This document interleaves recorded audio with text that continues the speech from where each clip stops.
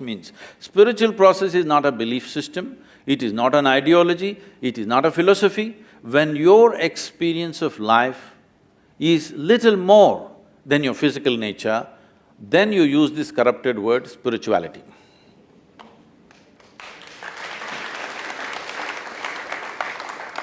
While answering the last question, you talked about memory, right? So, my question is, if all we are doing… So what's your view? Should we have an all-encompassing memory, or should it be a memoryless being? Because if we are a memoryless being, then there's no concept of future and past. There's no relation between actions and consequences. We talked about experience, that doesn't exist. Now, how does this idea come, memoryless being? You talked about chitta that has… I said memoryless intelligence, an intelligence which is beyond memory. I did not talk about a memoryless being because if there is no memory, there is no individuality of any kind, isn't it? That's what his point… So that's what the point is. I get you. To be an individual, memory is important, but because we have memory, all the It is not memory is important, memory is the basis of your individual nature. Is individualism important, like being… See, individualism means you're trying to make a religion out of yourself. There is no individualism. It is a privilege. Though we are part of everything here, if we don't understand this, we'll get the point when people bury us, that we are a part of everything. Right now we stand up, see, your existence here is like a pop-up on your computer screen. You pop up for 2 minutes and you go, okay? In the life of this planet, you are just a small pop-up. You will go poop and poop, that's it. You and me, right now when we are here, we think we are this, but all this countless number of people who came before us, you think they were idiots? They were also like you and me, big people, but all topsoil now, isn't it? So anyway, we have no individuality.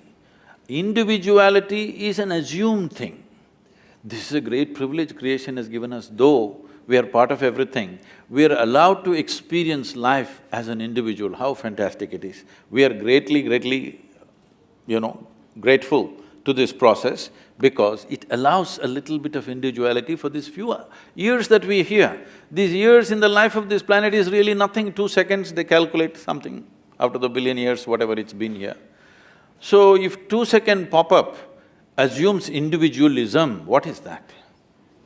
It's a privilege that we have some sense of individual experience. Otherwise, we would have no experience if there was no memory, okay?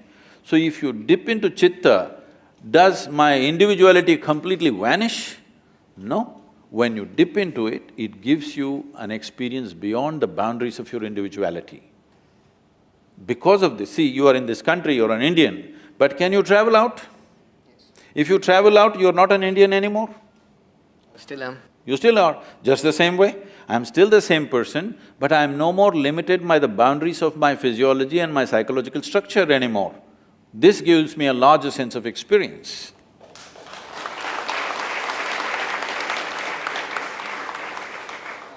Moving on to the mythology. So we know that Iliad was written by Homer, right? A blind guy, he wrote that there are 14,000 horses. But since we know that he could not have seen it for himself, we believe that there's some sort of historical, storytelling going on there. Would you say… but nowadays, all the scriptures, religious scriptures, are taken as gospel. So should we also believe that there is myth-making in Ramayana, in Mahabharata, and that taking them as gospel rather than just work of literature is wrong? I don't see anybody taking Ramayana and Mahabharata as a gospel. There are certain factions which are… No.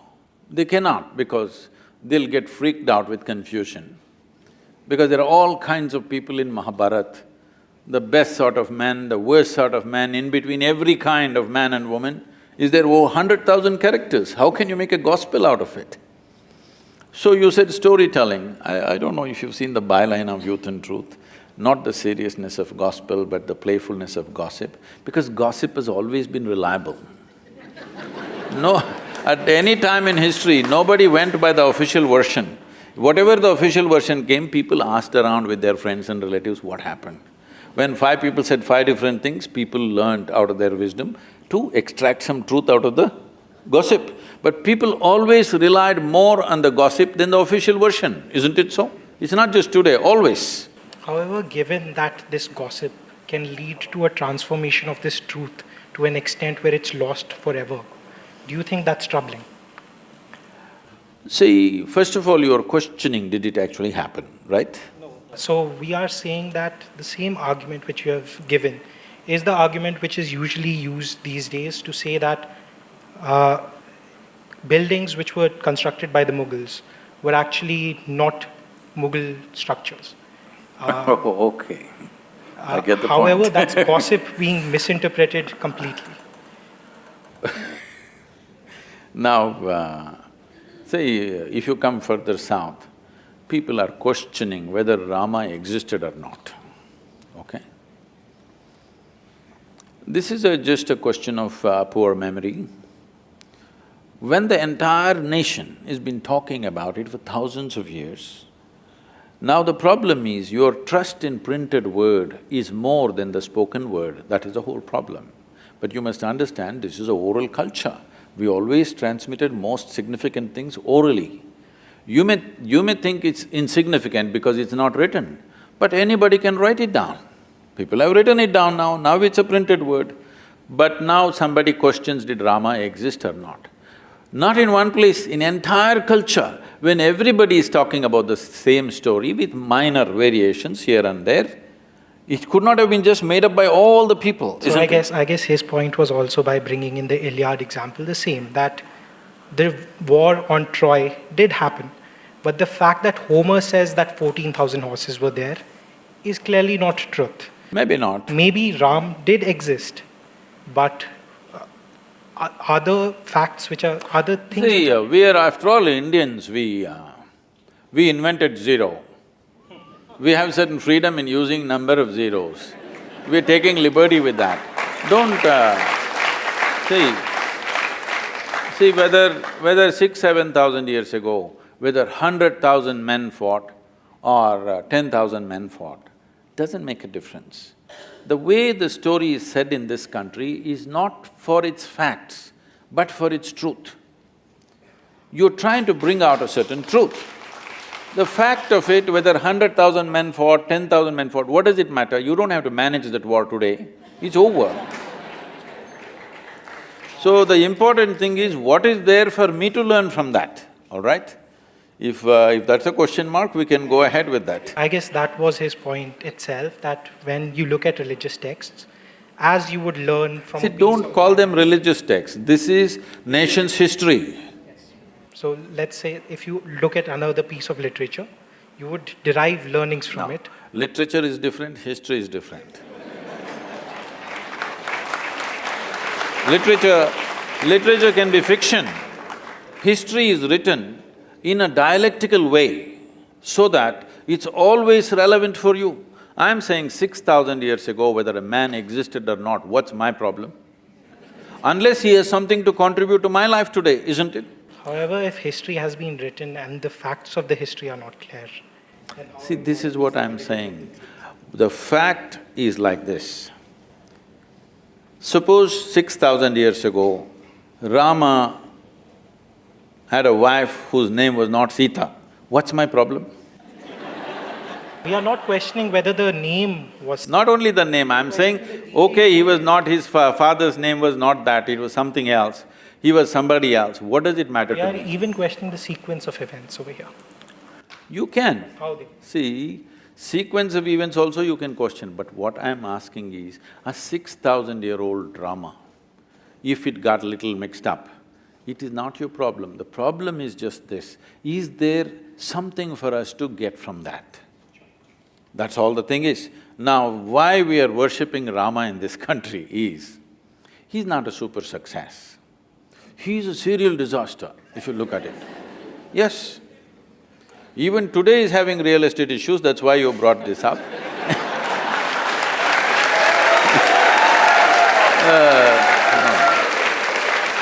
But it is not today alone. it's not today alone, right from the beginning of his life, he's in trouble and trouble and trouble and trouble. See, he's rightfully a king. He's coronated at the age of 17 or 18. He marries a princess, and within 1 or 2 years, he's sent to the forest. They didn't go to the jungle for picnic. As some of the television serials are showing Rama, Sita doing all that. No, it is like, throwing him out of the kingdom from his power and everything. That itself would have shattered a man, but he settled down there. But Rama is also an insecure person who, when Sita came back to him, first she sat through fire. We will come there, don't jump. First let's kidnap her, no. See, now you're changing now you're changing the sequence of things. First let's kidnap her, all right?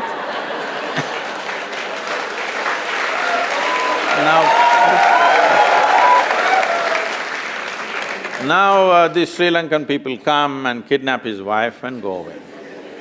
After all, he is a king.